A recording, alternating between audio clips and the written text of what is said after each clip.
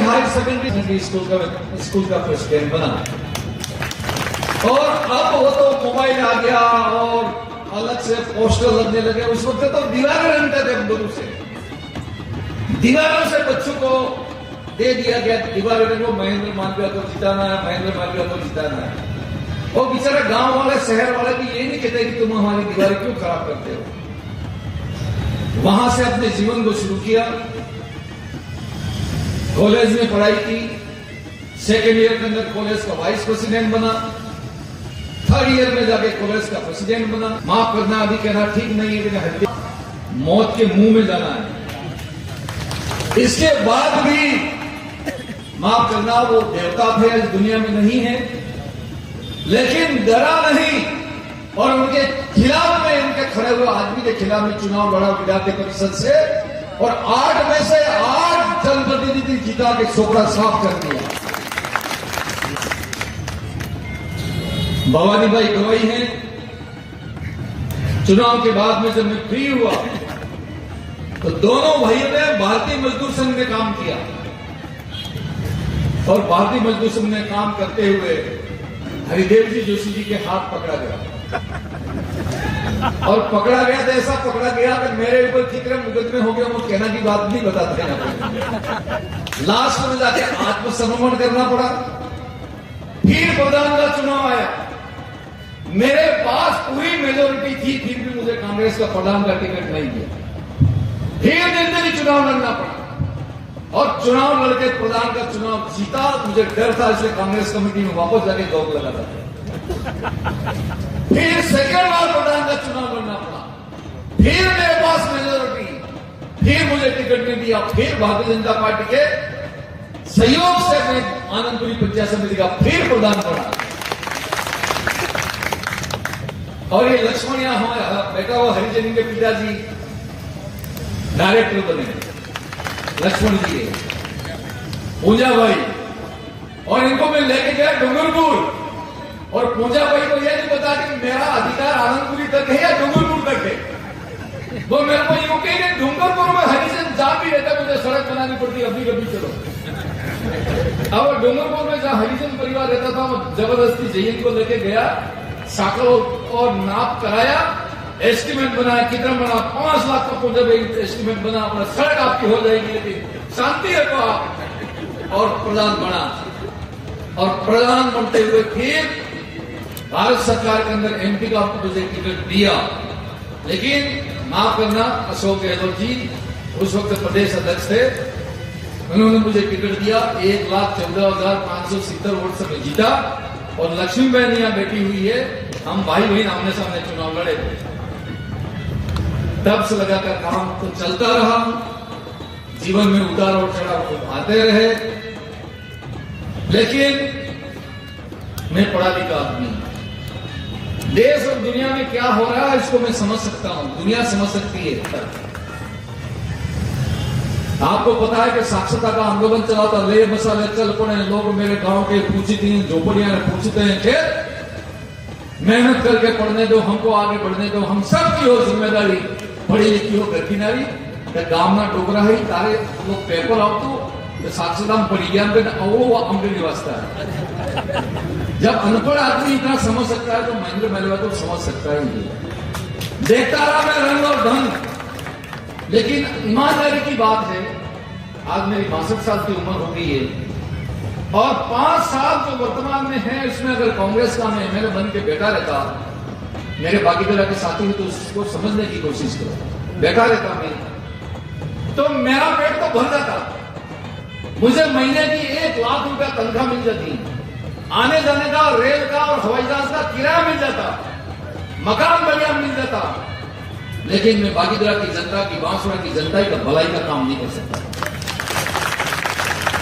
आज तो बाबूलाल जी कटारा साहब को मैं हाथ पकड़ सकता हूं, क्यों कि इन्होंने और मोदी साहब ने और अमित शाह साहब ने भारतीय जनता पार्टी शक्ति की ताकत होती है मेरे अंदर भर दी है, लेकिन एक पीढ़ी के लिए आज भारतीय जनता पार्टी में नहीं हूं और फिर अगर मैं जाऊंगा बाबूलाल जी के पास में दिखाते क्या नहीं, दिखाते क्या नहीं, तो मैं गाना थोड़ी हूं, गाना थोड़ी हूं। और इसलिए मैंने तय किया ऐसी इन बातों में कोई तंत्र नहीं है। और जिस तरह से मोदी साहब ने आज पूरी दुनिया को ललकार के रखा है, हिंदुस्तान को नहीं पूरी दुनिया को ललकार के रखा है। नीयत साफ है और नीयत साफ के साथ में हिंदुस्तान को अगर सीधी नजर से देखते हो तो हिंदुस्तान आपके स्वागत और अभिनंदन करता है। लेकिन कोई अगर मुल्क इस हिंदुस्तान को टेढ़ी नजर से देखता हो तो उसका जवाब भी हिंदुस्तान देना चाहता है, दे सकता है। इतनी ताकत अगर किसी ने खड़ी की है तो नरेंद्र मोदी जी ने की। आज रामलला का मंदिर बन गया। उस रामलला का मंदिर तो बन गया, लेकिन इस मंदिर के ताले किसने खोले थे? राजीव गांधी जी ने।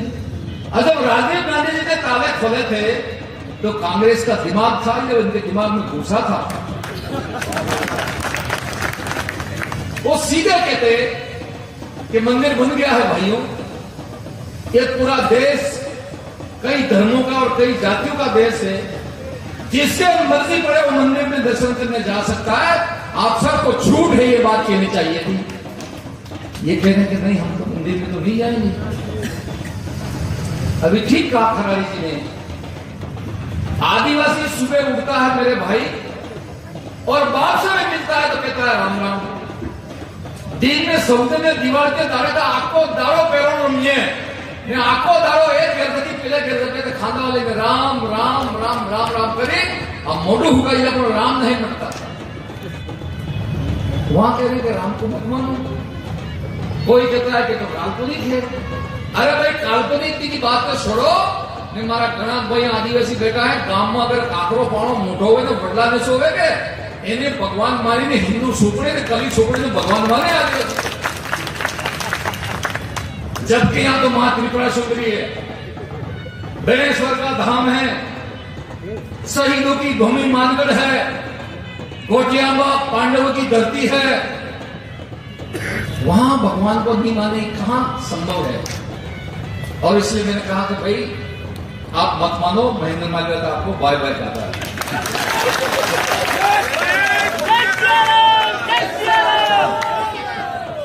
विधानसभा में कुछ बातें हल्की फुल्की आई थी, लेकिन उस वक्त तो महेंद्र मालवीय को भी खुमारी थी चौथी बार मुख्यमंत्री बनेंगे असल में।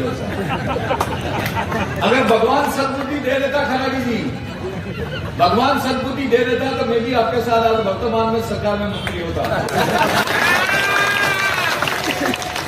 लेकिन वो काम मेरे से नहीं हो सका, चुप गया। अब जब वापस एक माहौल बना पार्टी में आने का, मेरे पास निमंत्रण आया, कहीं से बातें आई, जिला प्रमुख यहीं बैठी हुई है, मुख्यमंत्री जी का टेलीफोन आता है रात की 10 बजे मेरे पास, महेंद्र मालवीय कहां हो? तो मेरे साथ घर पे ही हूं। मैंने कुछ कहा था, आपने मन बनाया? मेरे साथ मन तो बना तो है। ऐसा करो कल जयपुर आ जाओ, लेकिन पूरी तैयारी के साथ में आना। मेरे तैयारी के साथ में नोट की तो कोई कमी है नहीं, कपड़ों की जरूरत होती है। कपड़े लेके निकल गया। शाम को मुख्यमंत्री जी से बढ़िया बात हो गई और मुख्यमंत्री जी ने कहा कि कल दिल्ली जाना है, आपको बुलाया गया दिल्ली। उन्होंने कहा कि मैं चाहूंगा आपको हवाई जहाज में ले जा सकता हूं, लेकिन अगर मैं आपको हवाई जहाज में ले गया तो पार्टी में आने से पहले ये पेपर वाले हैं और सब रन देंगे और आपकी सदस्यता रुक जाएगी। इसलिए आप अपने हिसाब से आओ, मैं तो कल हवाई जहाज से जा रहा हूं। 2 दिन तक राष्ट्रीय अधिवेशन था, 2 दिन तक, और इससे 2 दिन तक थोड़ी सी तकलीफ रही। लेकिन मैं इस मौके पर मुख्यमंत्री जी को धन्यवाद करता हूं कि ऐसा सरल मुख्यमंत्री मैंने आज तक अपने जीवन में नहीं देखा। जब मैंने टेलीफोन उनको लगाया, तुरंत मैंने अटेंड किया और तुरंत मैंने जवाब दिया। एक मुख्यमंत्री के पास में इतना वक्त होता है क्या? और शाम को कहा कि मालवीय जी, राष्ट्रीय अधिवेशन में नेताओं से बात होगी है, 10 बजे आपको गृह मंत्री जी को वहां जाना है। और जब गृह मंत्री जी को वहां गया तो मेरे से जाने से पहले वो दरवाजे में खड़े मिले मेरे को और अंदर लेके गए 10:30 बजे से 11:30 बजे तक 1 घंटा। और बढ़िया बात यह हुई कि वहां पर राष्ट्र के हमारे राष्ट्रीय अध्यक्ष नड्डा साहब भी वहां उपस्थित थे। तो मैंने कहा महेंद्र मल्लिया अपने तो बल्ले बल्ले हो गई। अगर मैं शाह साहब को मिल के आ जाता तो मेरे मन में पीस रह जाती कि अगर राष्ट्रीय अध्यक्ष जी अगर मिल जाते तो एक अच्छी बात रहती, लेकिन दोनों वहां मिल गए, मुख्यमंत्री जी वहां मिल गए और प्रदेश के अध्यक्ष सीपी साहब जी वहां मिल गए। मैं अपने तो गंगा जी ना है। और इतने देवी देवता को मैंने याद किया, ये भगवान त्रिपुरा सुंदरी, ये अटोनिया हनुमान, ये बजरंगबली, ये बेनेश्वर धाम, आज खाली हाथ नहीं लौटना चाहिए। अगर यहां से खाली हाथ लौट गया ये जिला तुमको रोटी नहीं देगा। याद आने हो नहीं देगा वो। तो भाई अच्छा हो गया, लौट के घर आया, मेरा वजन था वो 500 ग्राम हो गया। इतनी टेंशन थी, ये टेंशन खत्म हो गई। ज्वाइन कर रहे हो लेकिन आपको कांग्रेस पार्टी के एमएलए हो, आपको इस्तीफा देना पड़ेगा। माननीय मुख्यमंत्री जी आपके कहने से मैंने बेधड़क 42,000 के जीतने के बाद मैंने अपने एमएलए से इस्तीफा दे दिया और कहा कि कल से काम करो पार्टी में, भारतीय जनता पार्टी है।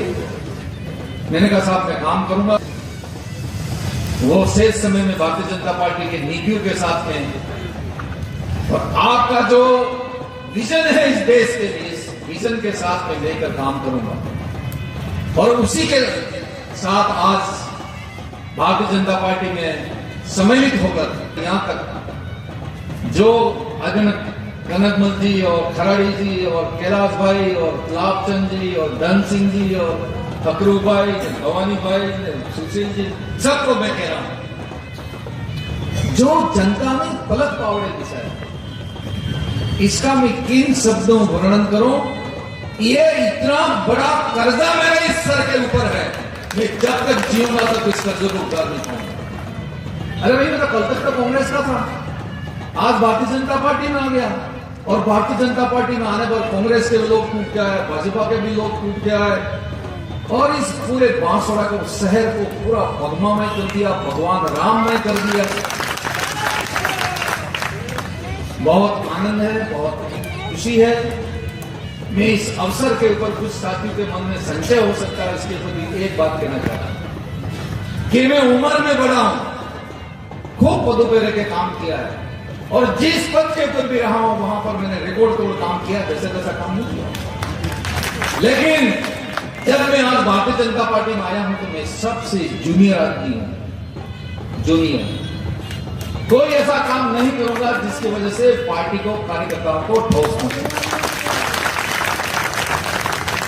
और आप मेरा पूरा उपयोग करो,